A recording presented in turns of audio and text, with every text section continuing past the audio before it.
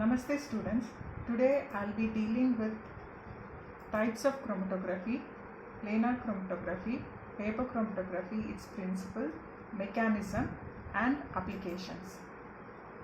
Classification of chromatography can be seen in this slide. Look at point B.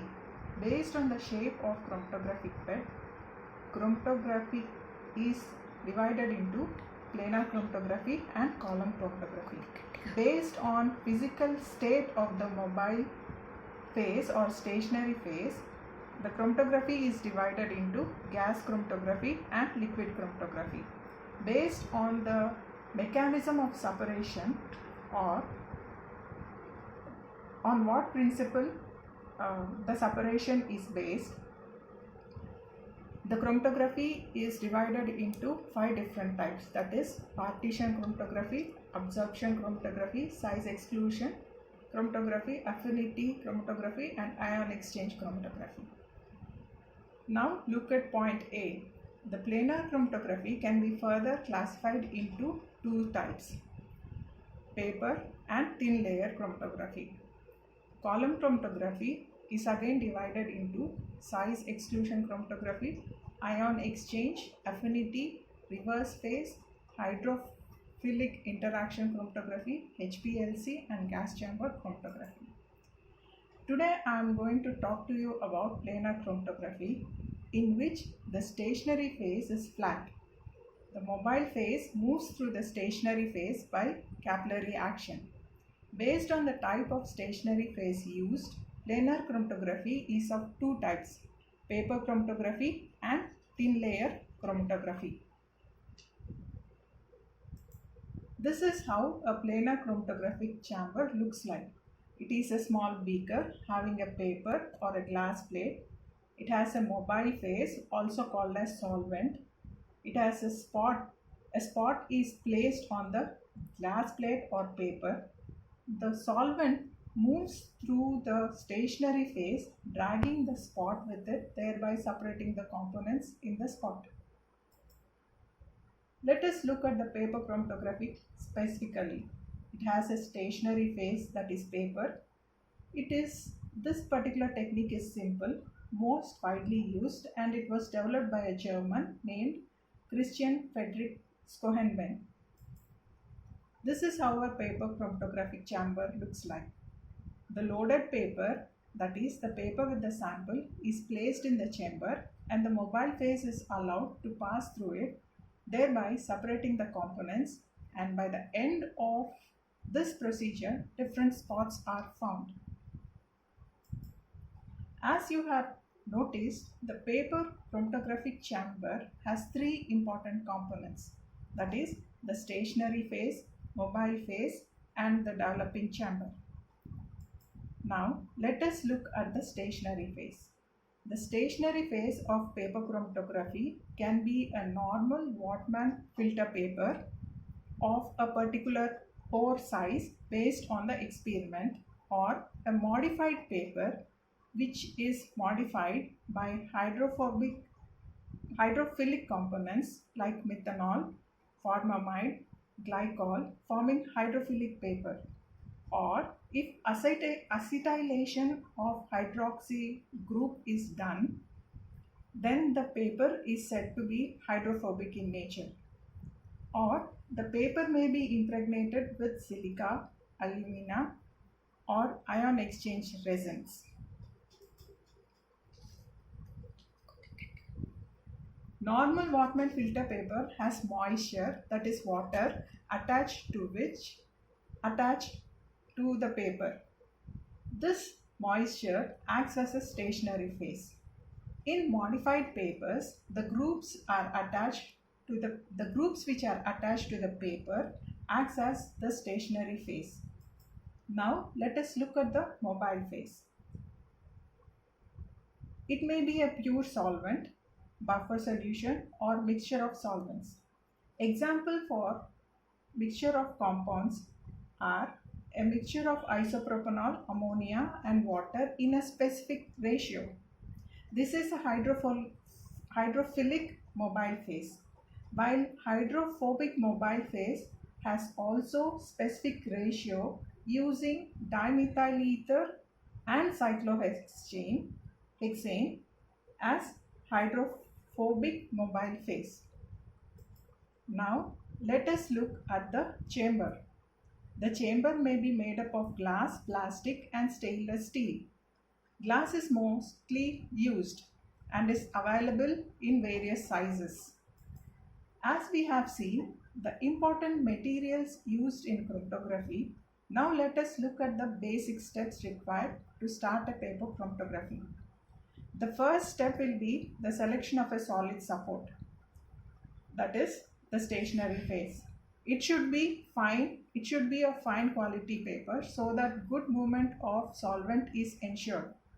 The second step is the selection of mobile phase. The mobile phase may be a mixture of organic or inorganic solvents depending upon the type of analyte separated. The important point here is to see that if the stationary phase is hydrophobic in nature, then hydrophilic solvents are used, and if the stationary phase is hydrophilic, then hydrophobic solvents must be used. The third step is to saturate the chamber. That is, after putting the mobile phase in the chamber must be closed so that the air in the chamber is saturated with the mobile phase vapors so as to achieve better resolution. The fourth step is sample loading. The sample is added at one end of the paper with a micropipette and air dried to prevent diffusion. Look at this diagram. The spots on the paper should be above the solvents to prevent the spot in dissolving in the solvent. Now the paper is placed in the chamber with the mobile phase in it and wait till the mobile phase just comes to the edge of the paper. This is called the development of the chromatogram. Based on the direction in which the mobile phase moves, different types of chromatographic chambers are present. Ascending chromatography is where the mobile phase moves from the bottom to the top of the paper. Descending chromatography is where the mobile phase moves from the top to bottom. In radial chromatography, a spot is placed on a round stationary phase and a wick is attached to the center and is placed in the chamber having the mobile phase. The components move radially on the paper and are separated out. In two-dimensional chromatography, where a spot is resolved in one direction and later rotated to 90 degrees and resolved with a different solvent. The next step, that is the sixth step, will be the chromatogram is led to dry in a cabinet or an oven. The next step, that is the last step, is the detection. If the spots have natural color, then we can see with the naked eye. If the components separated are colorless, then iodine chamber may be used. The chromatogram can be placed in a chamber saturated with iodine where the organic compounds of the spots give brown color. Instead of iodine, a UV cabinet may also be used. In a UV chamber, the spots appear colored with a dark background. Now let us look at a new term called RF. RF stands for retardation factor. It tells us how far an unknown pigment traveled in relation to the distance of the solvent. So RF is used to identify the unknown pigments comparing with the known RF values of the pigments. RF value is calculated using the formula the distance traveled by the component divided by the distance traveled by the solvent factor. As we now know all the facts of the paper chromatography, let us look at how the compounds are separated on the paper chromatography. The separation is based on the paper used.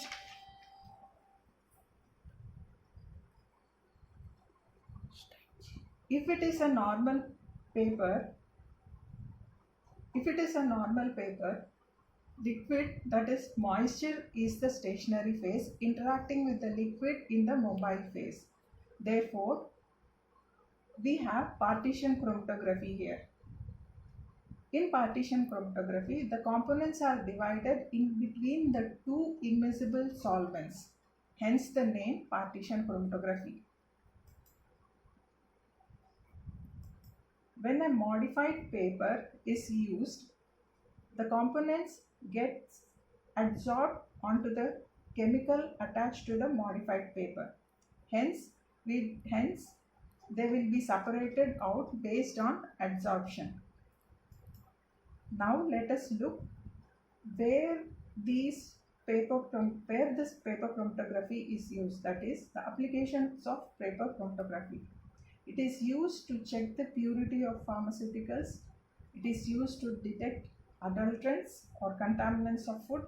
It is used in analysis of various cosmetics and analysis of reaction mixture in various labs. The advantages of paper chromatography is that it is simple, it is rapid, it has less material.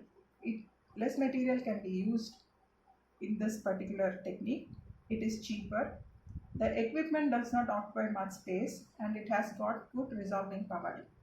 The disadvantages are that large quantities of sample cannot be applied.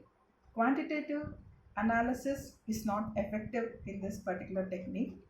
Complex mixture cannot be separated out, and the results are less accurate when compared with other chromatographic techniques. In the next class, I'll be talking to you about thin layer chromatography. Thank you.